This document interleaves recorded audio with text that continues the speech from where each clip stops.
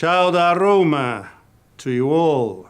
So I finally made it to Rome for the long-awaited meeting convened by Pope Francis to address the crucial issue of child protection in the Church. Now, there's been a lot of speculation about this meeting and what it will do, and now we're about to find out. The idea for the meeting didn't come from the Pope, but he obviously thought it was a good idea, and I think he was right.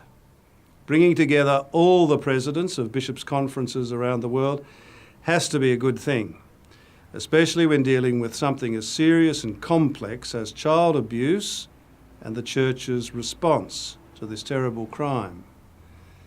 Pope Francis is saying that child abuse and its cover-up is not just a crisis in some parts of the Catholic Church.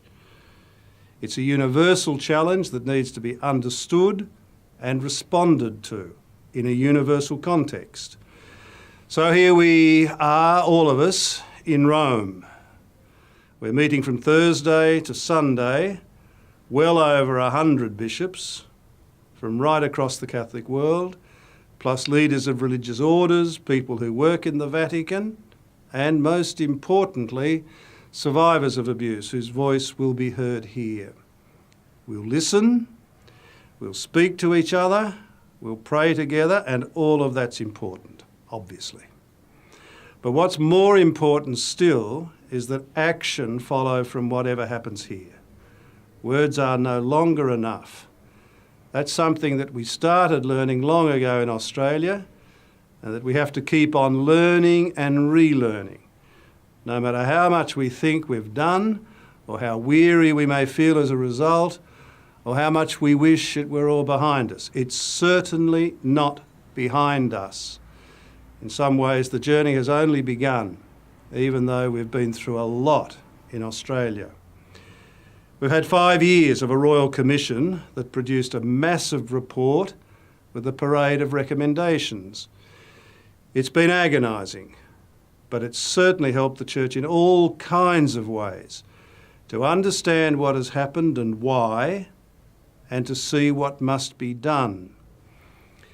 Our response to abuse and its cover-up began long before the Royal Commission saw the light of day. But the Royal Commission provided a mighty impetus for awareness and action. It provides key elements of a roadmap into the future. In preparation for this meeting, we've provided to people in Rome an account of what we have learned, what we have done, and what we have still to do. But that's not to say that we can't learn from the rest of the Catholic Church. We can. Yes, we've been through the likes of a Royal Commission. Some other countries have been through something similar, but many have not. However, at this meeting, those of us who have been through the mill and are still going through the mill can't start lecturing others about what it all means and telling them what they should be doing. We have our story to share, yes, but we'll need to be humble enough to listen to others and to resist the tendency to indulge in what's called over here ideological colonisation, which can be a failing of the West. That's certainly how I'll approach these days in Rome. Speak yes when the time comes, and speak the truth as I see it. But listen first. Listen especially to survivors. That will be crucial. I've been listening to survivors for over 25 years. It's been one of the most difficult and decisive experiences of my life. I've never listened to survivors, however, in an extraordinary context like this. And here I'm bound to hear new things from them and to learn in new ways. For me, over the years, it's been a journey from seeing abuse as a sin to seeing it as a crime, and then finally seeing it as a culture, by which I mean that abuse and its cover-up were aggravated and probably caused by cultural elements in the Catholic Church.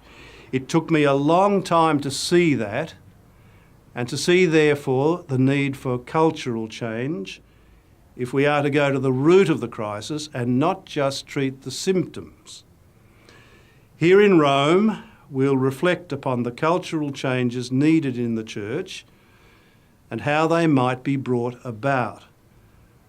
We'll ask how we might forge a culture which is more accountable, more transparent, more inclusive, and therefore safer for all. Now, none of that will be easy because cultural change is the hardest thing of all. But we're here for hard work, not some kind of Roman vacanza. At the same time, I don't expect for a moment that we'll do all of this in 4 days. The meeting will have to be a part of a long journey with many steps into the future. And I'll be keen to see what actions are proposed beyond the meeting itself.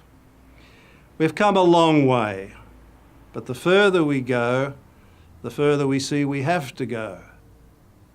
This gathering in Rome will help us to see together where we have been, where we have to go, and how we might get there. That's why this meeting really does matter. So, say a prayer for us. Arrivederci.